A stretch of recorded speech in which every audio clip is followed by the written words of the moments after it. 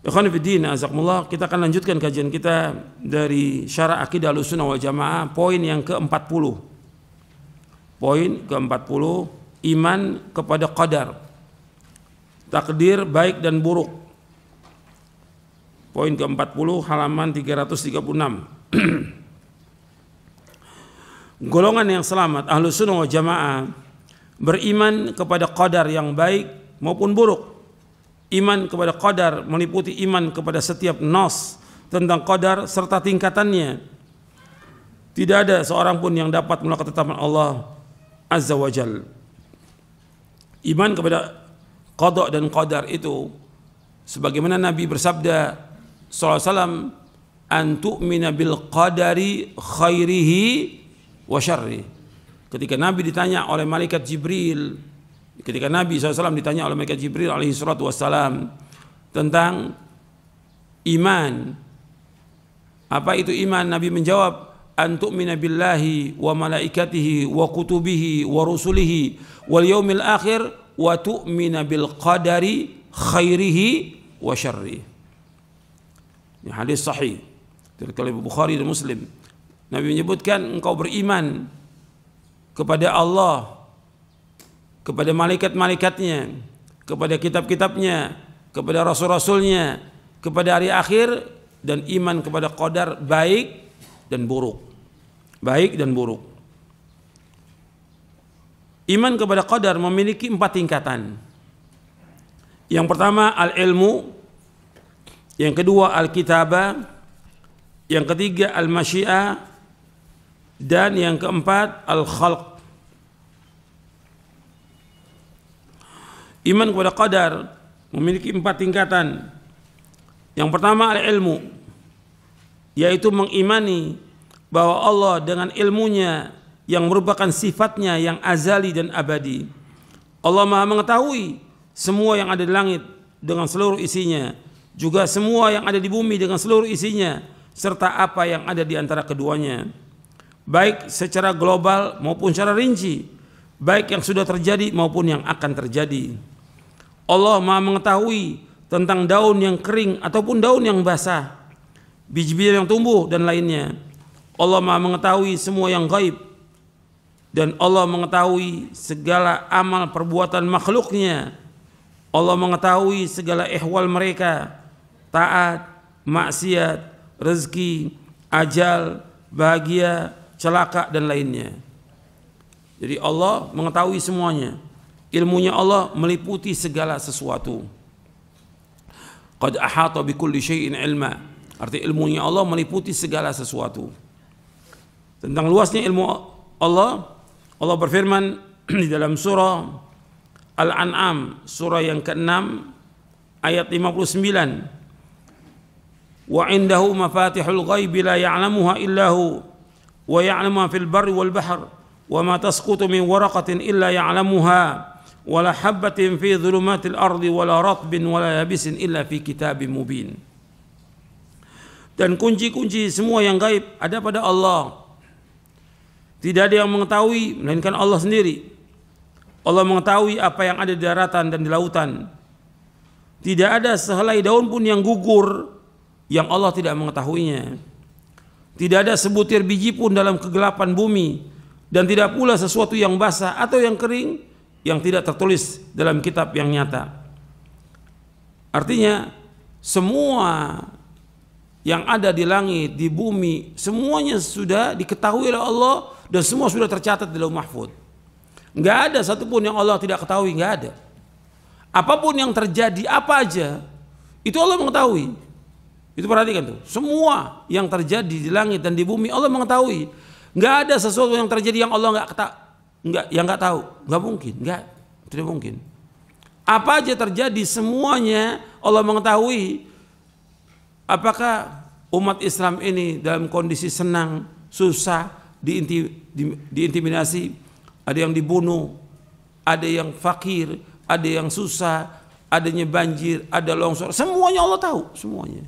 Dan itu pun berjalan semua dengan kehendak Allah, semuanya. Kita wajib mengimani itu. Jadi orang beriman, dia wajib mengimani semua yang berkaitan dengan masalah al-qada wal qadar. Makanya kita mengimani qadar itu baik dan buruk. Jadi Allah mengetahui. Makanya ketika kita ini susah, sulit, sakit, Allah tahu atau tidak? Tahu. Yang memberikan cobaan itu siapa? Allah. Jadi ngadukannya kemana? Kepada Allah. Sekarang banyak orang ngadukan kepada manusia. Ini menunjukkan kepada kebodohan. Apa yang menimpa kita, menimpa keluarga kita, menimpa masyarakat dan umat Islam, Allah Maha tahu. Dan Allah memberikan cobaan. Tapi kenapa dia adukan kepada manusia? Mesti ngadukan kepada siapa? Kepada Allah. Yang menghilangkan semua kesulitan itu Allah. Yang menghilangkan semua bencana, musibah, petaka hanya satu Allah. Dan Allah sebutkan dalam Al-Quran. Jadi harus kita ingat tuh, bukan diadukan pada manusia. Sekarang nih banyak orang yang dikasih cobaan sedikit sudah mengeluh pada manusia, sudah minta sumbangan pada manusia. Ini nggak punya harga diri, nggak punya muru'ah, nggak punya izzah. Nggak boleh dalam Islam seperti itu. Apa dia yang susah? Apa dia yang sakit? Semua orang tahu. Sampai di foto dia lagi sakit biar orang tahu. Gak boleh dalam Islam seperti itu. Cukup dia sakit diadukan kepada Allah. Allah sedang uji dia. Apakah dia beriman tidak kepada takdir yang baik dan buruk. Allah sedang uji dia. Dengan itu, dengan kalau dia redho, dia sabar, Allah akan hapuskan dosanya. Allah akan angkat derajatnya. Mungkin dengan cobaan dan ujian itu Allah akan masukkan dia ke dalam sorga dengan sebab itu. Itu harus kita ingat. Bukan diadukan pada manusia. Sekarang kan banyak tuh, ada kejadian gini, oh ini ada penuntut ilmu, bahkan ustadz lagi, ini ustadz lagi susah, kok lagi susah diceritakan pada orang, waktu dia susah Allah tahu atau tidak? Allah tahu, yang memberikan ujian dia susah siapa? Allah, adukan kepada Allah, Allah pasti akan memberikan jalan keluar yang terbaik buat dia. Tapi jangan adukan kepada manusia, jangan. Karena Allah sebutkan dalam Al-Quran, wa may yattaqillaha yaj'al lahu makhraja wa yarzuqhu min haitsu la yahtasib. Barang siapa yang bertakwa kepada Allah, Allah bukakan jalan keluar bagi dia. Allah akan berikan rezeki dari arah yang tidak diketahui. Tapi dia harus bertakwa kepada Allah. Bukan dia mengadu pada manusia, minta-minta pada manusia, itu menghinakan diri kepada manusia. Dia enggak percaya kepada tauhid rububiyah. Enggak yakin dia kepada rububiyah Allah, enggak yakin. Karena yang mengerjakan semua terjadi langit dan bumi, Allah yang kerjakan semuanya. Berbicara tentang qadar, berbicara tentang perbuatan Allah, tentang kekuasaan Allah. Al-qadar qudratullah. Qadar itu kekuasaan Allah. Kita wajib mengimani itu. Allah sedang coba kita dengan berbagai macam cobaan ujian. Tapi adukan semuanya kepada Allah. Jangan adukan kepada manusia. Jangan mengharap pada manusia. Jangan minta-minta kepada manusia. Ini prinsip dalam kita beragama. Dan itu yang mengajarkan Allah dalam Al-Quran dan mengajarkan Rasulullah SAW. Semua tahu. Jadi jangan antum sampaikan kepada orang ketika antum lapar nggak punya apa-apa. Allah tahu atau tidak? Tahu Allah. Kenapa diadukan manusia? Di WA, saya ini lagi susah, lagi sakit. Ustadz kabarin ke murid-muridnya. Ini kan kebodohan. Ini menghinakan diri pada manusia yang tidak boleh dalam Islam, tidak boleh. Mana ada sahabat seperti itu? Lapar, ngadukan mereka, saya lapar. Nggak ada sahabat seperti itu. Yang kehidupan para sahabat lebih susah, lebih fakir, lebih miskin daripada kita sekarang ini. Susah kehidupannya. Tapi mereka sabar dengan apa yang Allah berikan. Karena Allah tahu tentang apa yang mereka tahu bahwa Allah ini mengetahui tentang apa yang mereka alami. Jadi jangan adukan kepada manusia, jangan. Adukan semuanya kepada Allah. Itu orang beriman. Kita bicara masalah iman. Dan ilmu kita ini manfaat atau tidak dengan ujian ini.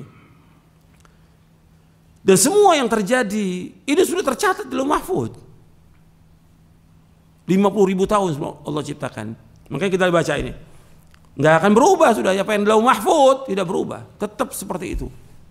Yang hanya tahu hanya Allah. Nggak ada yang tahu. Nabi-nabi, Rasul nggak ada yang tahu. Yang Allah tuliskan di Lauh Mahfuz. Yang kedua yaitu Al-Kitabah. Jadi yang pertama ilmu, yang kedua Al-Kitabah, yaitu mengimani bahwa Allah SWT telah mencatat seluruh takdir makhluk di Lauh Mahfuz. Nabi SAW bersabda, kataballahu maqadir al-khalaiqi qabla yakhluqa as-samawati wal arda bi 50 alf sana.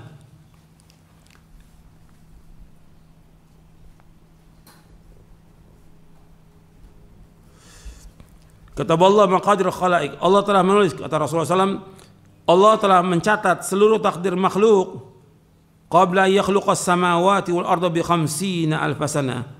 Allah telah mencatat seluruh takdir makhluk 50.000 tahun sebelum Allah menciptakan langit dan bumi.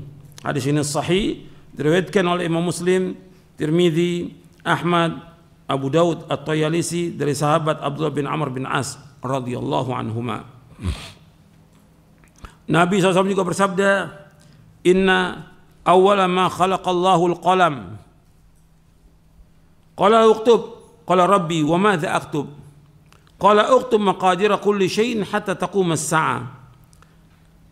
Nabi SAW bersabda, yang pertama kali Allah ciptakan adalah qalam, yaitu pena. Lalu Allah berfirman kepadanya, tulislah. Ia menjawab, wahai Rabbku, apa yang aku harus tulis? Allah berfirman, tulislah takdir segala sesuatu sampai terjadinya kiamat. Hadisnya sahih, riwayat Abu Daud, Tirmidzi, Ibnu Abi Hasan kitab As-Sunnah, Al-Ajur al-Syariah, Ahmad dalam musnadnya, Abu Daud At-Talisi dari sahabat Ubadah bin Samit radhiyallahu an. Hadis ini sahih. Jadi suruh tulis tentang seluruh takdir makhluk. Jadi semua sudah tercatat ini. Apa yang terjadi, apa yang akan terjadi, nggak ada satupun yang terluput dari ilmunya Allah, dan nggak ada yang terluput dari apa yang Allah sudah catat di Lauh Mahfuz. Jadi kita sekarang ini yang kita lakukan ini semuanya sudah tercatat di Lauh Mahfuz, semuanya. Sampai manusia masuk surga, masuk neraka, Allah sudah catat semuanya lengkap. Tapi tidak ada satupun yang tahu, nggak ada. Malaikat-malaikat nggak ada yang tahu. Hatta Rasulullah SAW juga tidak tahu apa yang Allah sudah catat di Lauh Mahfuz, tidak tahu. Jadi nggak ada yang tahu seperti ini. Ini hanya Allah yang tahu. Ilmunya hanya Allah yang tahu. Allah berfirman dalam surah Al-Hajj ayat 70.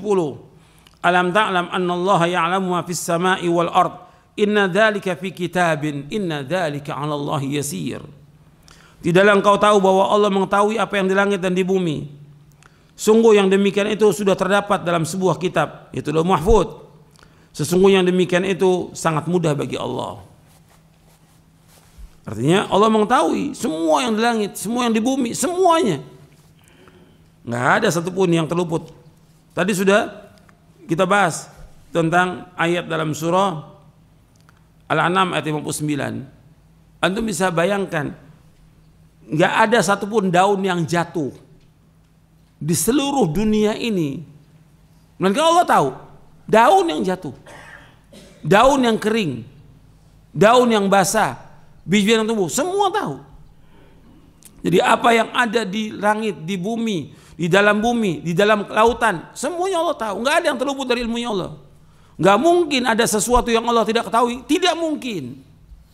Kenapa? Ilmunya Allah meliputi segala sesuatu. Dan semua yang terjadi di langit dan di bumi, semua sudah tercatat di Lauh Mahfuz, semuanya. Apa aja? Seperti yang sekarang, terjadinya gempa, longsor, banjir, itu sudah tercatat 50.000 tahun sebelum Allah menciptakan langit dan bumi. Sudah tercatat semuanya. Gitu. Makanya itu harus kita ingat bahwa Allah Maha mengetahui semuanya. Semuanya tercatat di Lauh Mahfuz. Nggak ada satupun yang terjadi yang tidak tercatat. Tidak mungkin, nggak mungkin. Semua sudah tercatat. Karena yang mengatakan demikian Allah dalam Al-Quran dan juga Rasulnya Sallallahu Alaihi Wasallam. Allah juga berfirman dalam surah Al-Hadid. Dalam surah Al-Hadid ayat 22, "Ma asaba min musibatin fil ardi wala fi anfusikum illa fi kitabin min qabli an nabra'aha inna dzalika 'ala Allah yasir. Likai la ta'sau 'ala ma fatakum wa la tafrahu ma atakum. Wallahu la yuhibbu kulla mukhtalin fakhur." Di surah Al-Hadid ayat 22, ayat 23. Saya tulis di situ ayat 22-nya. Tidaklah musibah, bencana yang menimpa di bumi dan yang menimpa dirimu sendiri, semuanya telah tertulis di Lauh Mahfuz, yaitu dalam kitab. Itu lauh mahfuz sebelum kami mewujudkannya. Inna dzalika la yasir, yang demikian itu mudah bagi Allah. Likai la ta'sau ala ma fatakum, supaya kalian tidak berduka cita dengan apa yang terluput dari kalian. Wala tafrahu bima atakum, dan supaya kalian tidak bergembira dengan apa yang kalian peroleh. Wallahu la yuhibbu kulla mukhtalin fakhur, sungguhnya Allah tidak menyukai orang-orang yang sombong dan angkuh. Artinya Allah sudah menciptakan semuanya dan Allah sudah takdirkan semuanya sebelum Allah menciptakannya. Dan itu mudah bagi Allah supaya manusia tidak bergembira dengan apa yang dia peroleh. Karena apa yang dia peroleh, apa aja yang dia peroleh, itu suatu waktu juga akan hilang. Pasti akan hilang dan lenyap. Dan juga tidak boleh dia berduka cita terhadap apa yang luput. Nggak boleh berduka cita dengan apa yang luput bagi dia. Apakah meninggalnya orang tua dia, anaknya, istrinya, suaminya, atau hartanya, atau dia bangkrut atau yang lainnya, jangan duka cita, karena Allah sudah takdirkan demikian. Dan apa yang Allah takdirkan buat kita itu yang terbaik buat kita. Jadi semua sudah tercatat lauh mahfuz. Oleh karena itu apa yang telah ditakdirkan menimpa manusia tidak akan meleset darinya, dan apa yang ditakdirkan tidak mengenai manusia maka tidak akan mengenainya. Sudah kering tinta pena itu dan sudah ditutup semua catatan. Ini dalam hadis yang sahih yang diriwayatkan oleh Imam Ahmad, Tirmidzi dan yang lainnya. Takdir ini mengikuti ilmunya Allah. Takdir ini mengikuti ilmu Allah, baik secara global maupun rinci. Pertama, bahwa Allah Subhanahu wa taala telah mencatat dalam lauh mahfuz segala sesuatu yang dikehendakinya. Sedangkan apabila Allah menciptakan janin ketika mencapai 4 bulan, maka Allah SWT mengutus kepadanya seorang malaikat yang diperintahkan untuk mencatat 4 hal, yaitu tentang rezekinya, ajalnya, amalnya, serta celaka atau bahagia. Ini hadis sahih riwayat Bukhari dan Muslim.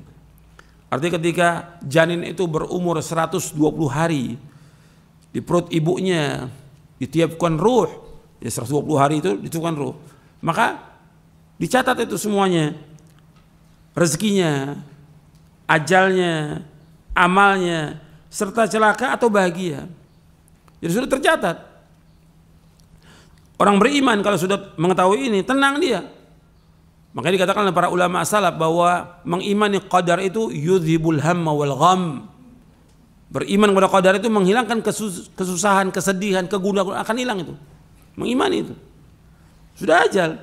Jadi kalau ada yang meninggal, ya sudah ajal, nggak usah takut. Ada penuntut ilmu meninggal, ada ustadz meninggal, ada syekh meninggal. Ya berarti udah apa ini? Sudah ajal, sudah waktunya. Nggak usah ditakuti. Dan kita pun akan apa? Mengikuti mereka.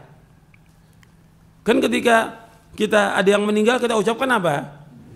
Inna lillahi wa inna ilaihi raji'un. Sungguh kita milik Allah dan kita akan kembali kepada Allah. Berarti kita ini milik Allah semuanya. Yang sudah meninggal dan kita pun akan kembali kepada Allah. Makanya ketika kita masuk ke pemakaman, yang kita ucapkan apa? Assalamualaikum ahlad diyar minal mu'minin wal muslimin wa inna insyaallah bikum lahiqun. Nasallallahu lana wa lakumul afiyah. Jadi kita menyebutkan di sini bahwa kita ini akan mengikuti mereka. Lahiqun artinya kita akan nanti mengikuti mereka, sama seperti mereka. Mereka meninggal, kita akan juga sama, pasti, nggak mungkin enggak. Tapi kenapa orang pada takut sekarang ini? Ada berita kematian takut. Nggak boleh orang beriman takut. Kita ini pasti akan mati. Yang perlu bagi kita sekarang ini mempersiapkan bekal untuk mati. Nggak usah takut. Karena ajal sudah pasti ajal itu.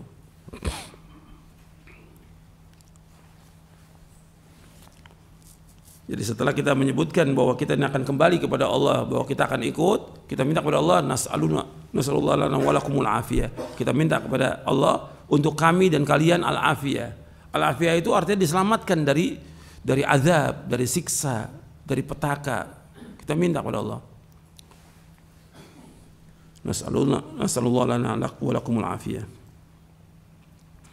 Kemudian selanjutnya, kemudian yang harus diketahui oleh setiap muslim bahwa kita wajib mengimani qada dan qadar yang baik dan buruk, manis dan pahit. Qada dan qadar merupakan rahasia Allah yang tidak diketahui oleh seorang pun dari makhluknya. Dan kewajiban kita adalah mengimani dan beramal sesuai dengan perintah Allah Subhanahu wa taala dan Rasulnya sallallahu alaihi wasallam. Jadi kita perhatikan bahwa qadar ini ada yang baik, ada yang buruk, manis dan pahit. Qadar dan qadar merupakan rahasia Allah yang tidak diketahui oleh seorang pun dari makhluknya. Dan kewajiban kita adalah mengimani dan beramal sesuai dengan perintah Allah Subhanahu wa taala dan Rasulnya. Itu kewajiban kita. Makanya ketika ada seorang sahabat bertanya kepada Rasulullah, saya bacakan riwayatnya. Jadi seorang sahabat bertanya kepada Rasulullah sallallahu alaihi wa ala alihi wasallam. Hadisnya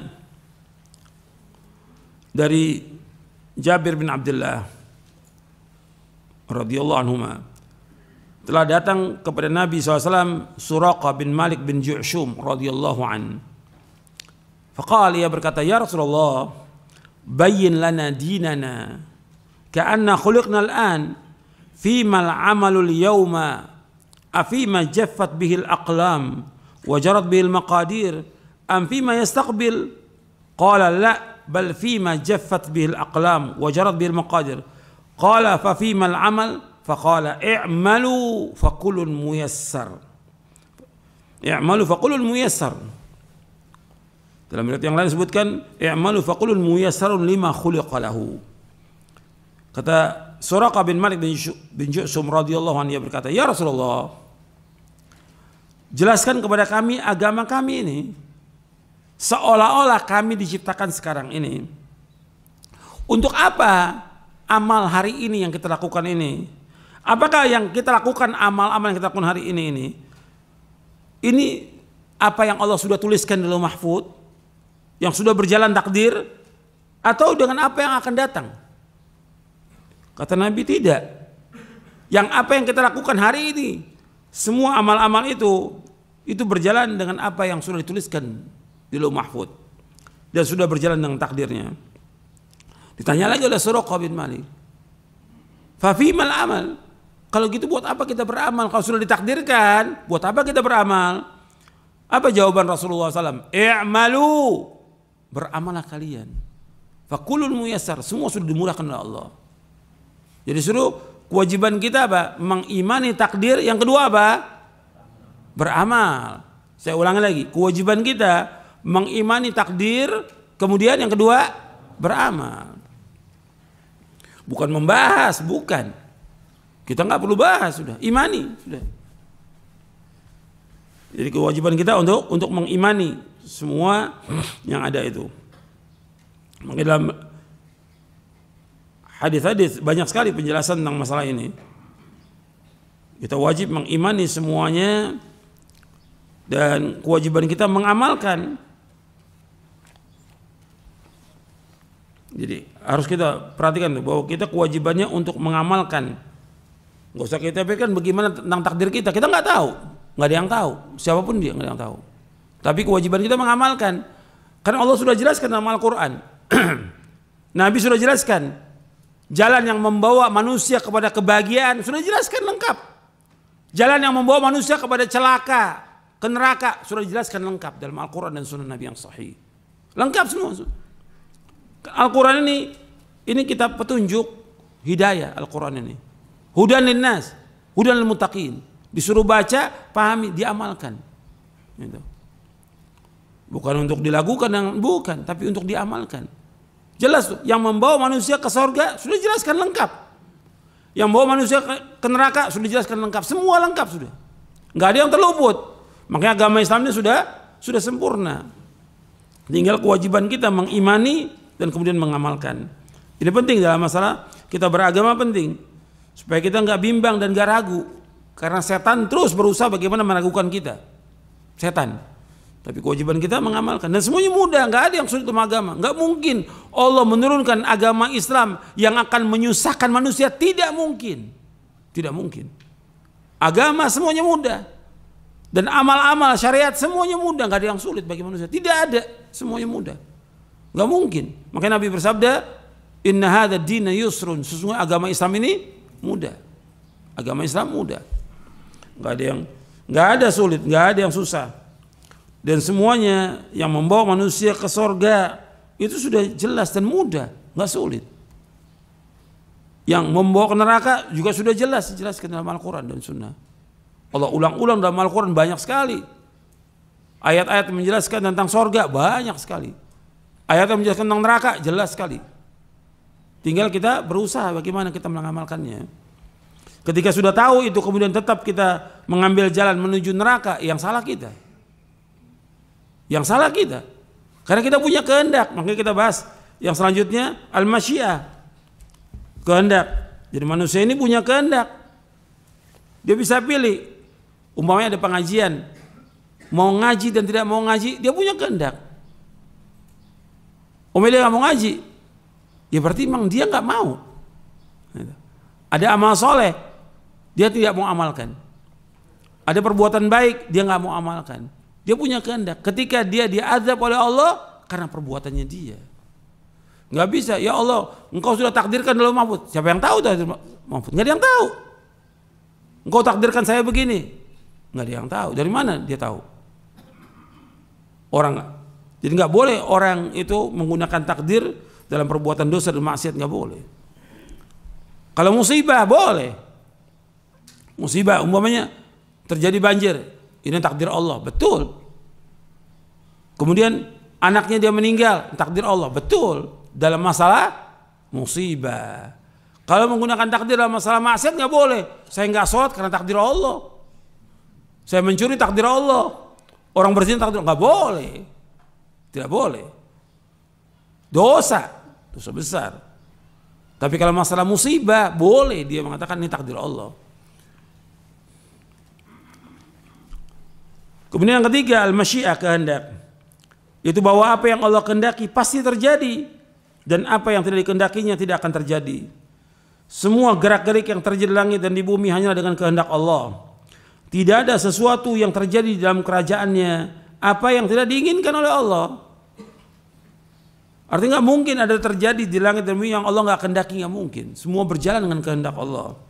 Mengimani masyiah, kehendak Allah yang pasti terlaksana, dan kudrah kekuasaan Allah yang meliputi segala sesuatu. Tentang hal ini Imam Asy-Syafi'i rahimahullah berkata, kata beliau, ma syi'ta kana wa illam asya' wa ma syi'tu illam tasha' lam yakun khalaqtal ibada ala ma 'alimta fa fil ilmi yajri al fata wal musin ala dha mananta wa hadha khadalta wa hadha a'anta wa hadha lam tu'in fa minhum syaqiyyun wa minhum sa'id wa minhum qabihun wa minhum hasan. Jadi disebutkan oleh Imam Syafi'i, ma syi'ta kana wa illam asya' wa ma syi'tu illam tasha' lam yakun. Apa yang kau kehendaki pasti terjadi, kendati aku tidak mengendakinya. Sedangkan apa yang aku kehendaki, jika tidak engkau kehendaki, pastilah tidak terjadi. Khalaqtal ibada ala ma 'alimta fa fil ilmi yajri al fata wal musin. Telah engkau ciptakan hamba-hamba sesuai dengan apa yang engkau ketahui. Di dalam ilmu berlangsung kehidupan orang muda dan orang tua. Ala dha mananta wa hadha khadalta wa hadha a'anta wa hadha lam tu'in. Kepada ini engkau anugerahkan dan ini engkau terlantarkan. Ini engkau tolong dan ini engkau tidak tolong. Faminhum syaqiyyun wa minhum sa'id wa minhum qabihun wa minhum hasan. Di antara mereka ada yang celaka dan di antara mereka ada yang bahagia. Di antara mereka ada yang buruk, di antara mereka ada pula yang baik. Ini penjelasan Imam Syafi'i rahimahullah di dalam Diwan Imam Syafi'i, dijelaskan juga dalam kitab Manhajul Imam Syafi'i fi Itsbatil Aqidah. Jadi Allah yang Maha Adil dan Allah Maha Bijaksana. Allah memberi karunia kepada siapa yang Allah kehendaki dan Allah menahan dari siapa pun yang Allah kehendaki. Allah memberi kekuasaan kepada siapa yang Allah kehendaki dan Allah menghinakan siapa pun yang Allah kehendaki. Jadi semua sudah Allah kehendaki. Nggak mungkin ada terjadi yang Allah nggak kehendaki, nggak mungkin.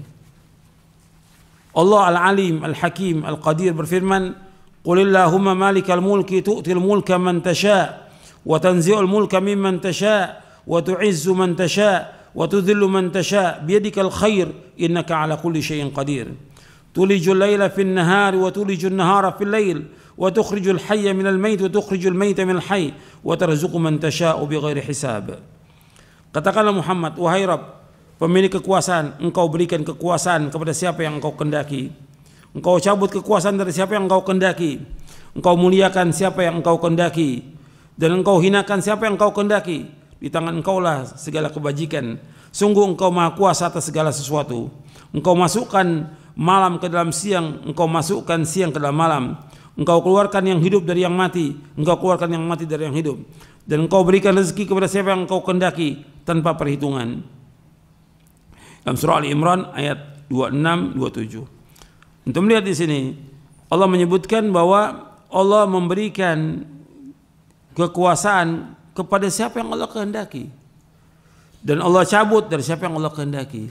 Allah muliakan siapa yang Allah kehendaki, Allah hinakan semua siapa yang Allah kehendaki.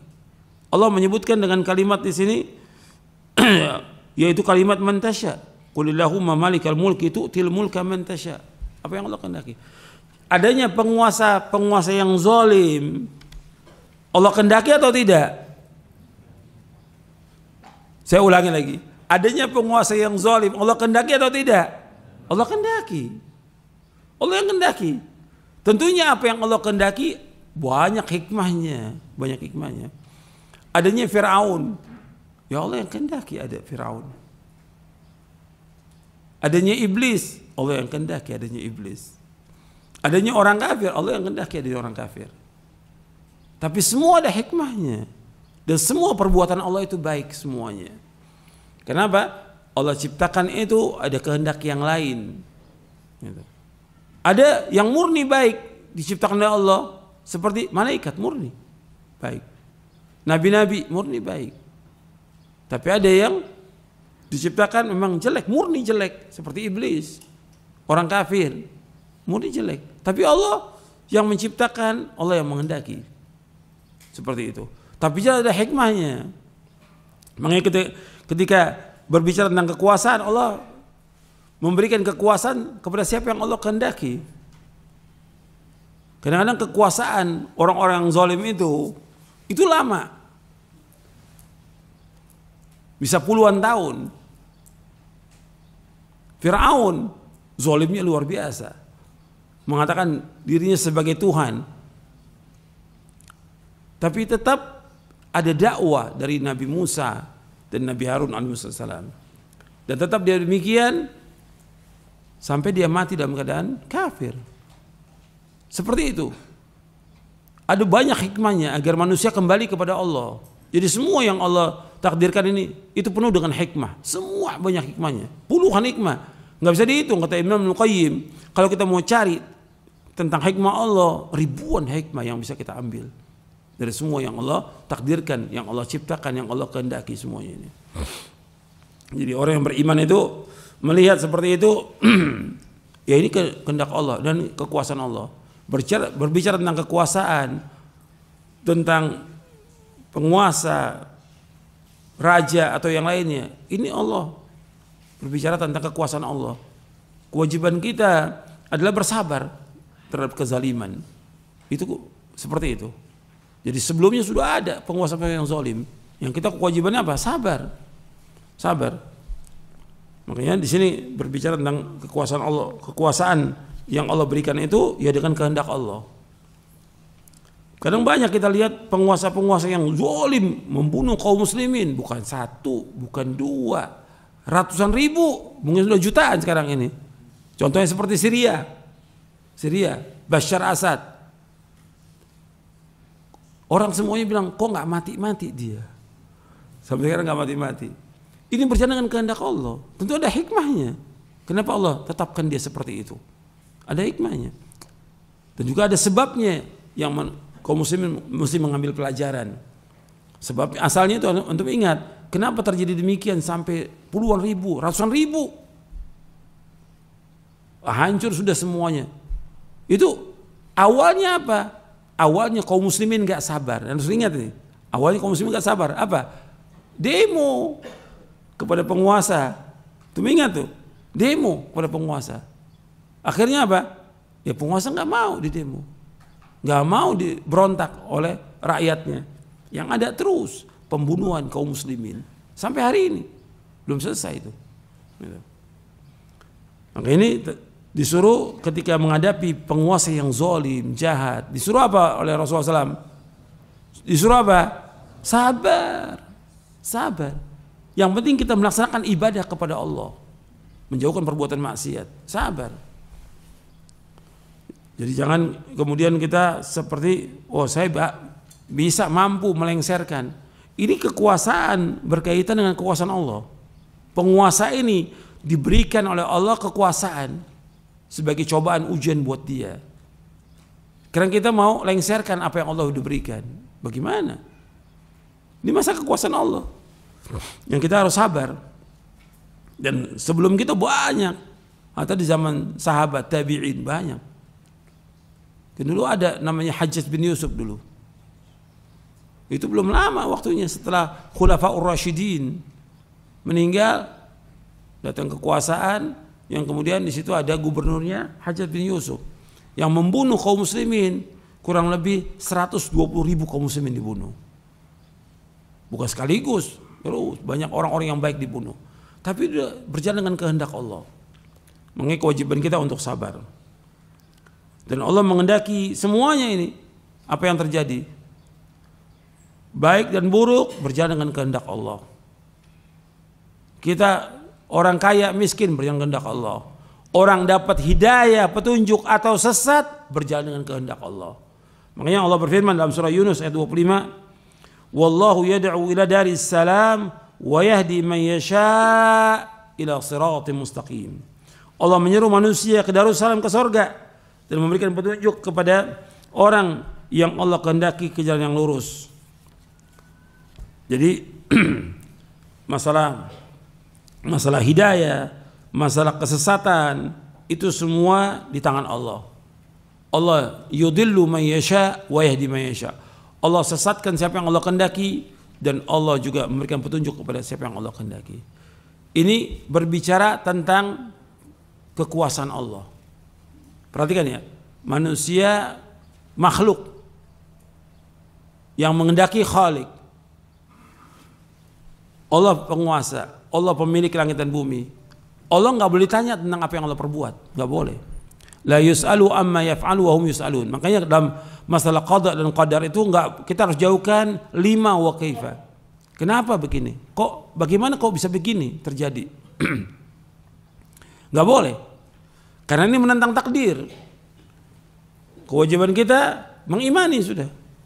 Karena Allah sebagai penguasanya, Allah yang menghendaki demikian. Kewajiban kita untuk mengimani itu. Tapi yang harus kita ingat bahwa Allah punya kehendak. Manusia punya kehendak atau tidak? Punya kehendak. Manusia punya kehendak. Tapi apa yang dikehendaki oleh manusia tidak lepas dari kehendak Allah. Wa ma tasyauna illa ayyasha Allah Rabbul Alamin. Dan tidak kalian berkehendak melainkan apa yang dikehendaki oleh Allah Rabbul Alamin. Ya saya pikir sampai di sini dulu karena ini panjang pembahasannya. Perlu sedikit demi sedikit supaya paham, karena takutnya antum berat ini masalah takdir ini. Cuma yang pokok, pada akhirnya semua ilmu itu mudah. Kewajiban kita yang paling pokok adalah mengimani dan mengamalkan. Itu penting dalam masalah takdir. Jangan nanya, kok kenapa begini, kok kenapa begini, yang nggak bisa dijawab. Kok kenapa Allah ciptakan ini, kok kenapa terjadi begini, Allah sudah kehendaki. Kita nggak berhak ngatur. Yang memiliki siapa? Allah. Kan manusia sekarang pengen jadi ngatur dia. Untuk urusan manusia aja, manusia ngatur. Ini urusan Allah aja manusia pengen ngatur. Apalagi urusan manusia. Kan nggak boleh. Kewajiban kita untuk mengimani dan mengamalkan. Semua dijelaskan dalam Al-Quran. Semua dijelaskan dalam Sunnah Nabi. Tinggal kita amalkan, mudah, nggak sulit. Gitu. Kalau kita bertanya, nggak akan bisa. Makanya pertanyaan-pertanyaan itu nanti ada penjelasannya supaya juga antum paham sebelum timbul pertanyaan. Nanti ada pertanyaan lagi. masalah-masalah berkaitan dengan takdir. Antum lihat di halaman 346, halaman 346.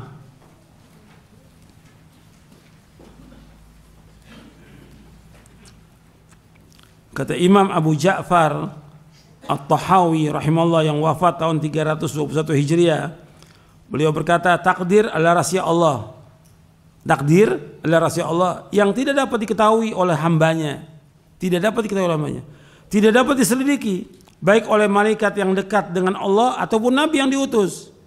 Memberat-beratkan diri, itu takalluf, untuk menyelidiki hal adalah jalan menuju kehinaan. Terhalangnya ilmu dan membawa kepada sikap melewati batas dan penyelewengan. Waspada dan berhati-hatilah terhadap seluruh pendapat, pemikiran dan bisikan-bisikan yang jelek tentang takdir. Sesungguhnya Allah Jalla Jalaluhu telah menutup ilmu tentang takdirnya agar tidak diketahui oleh makhluknya dan melarang mereka untuk mencoba menggapainya. Allah berfirman, la yus'alu amma yaf'al wa hum yus'alun. Allah tidak ditanya tentang apa yang Allah kerjakan, tetapi mereka lah yang akan ditanya. Barang siapa yang bertanya, kenapa Allah melakukannya? Kenapa Allah berbuat begini? Kenapa Allah buat begitu? Maka sungguh ia telah menolak hukum dari Al-Quran. Dan barang siapa yang menolak hukum dari Al-Quran, maka ia termasuk orang kafir. Dalam syarah akidah At-Tahawiyah. Maka ini hati-hati. Kita jangan bertanya, kok kenapa begini, kenapa begini. Sudah, terima apa yang Allah yang kehendaki. Jadi ya, pemilik itu nggak ditanya sebagai gampang, untuk ilustrasi yang gampang, ya. Sekarang antum punya ayam 100. Antum punya ayam. Yang ini dipotong, yang ini nggak dipotong. Punya hak nggak tuh ayam? Kenapa saya dipotong? Kok ini enggak? Punya hak nggak tuh ayam nanya? Nggak punya hak. Atau yang punya kambing. Punya kambing dia 10. Dipotong yang 2 dipelihara, yang 6 dibiarkan. Yang 2 yang dipotong, kok kenapa saya dipotong? Kok yang itu nggak dipotong? Punya hak nggak dia? Nggak punya hak. Itu supaya gampang, ya, supaya gampang.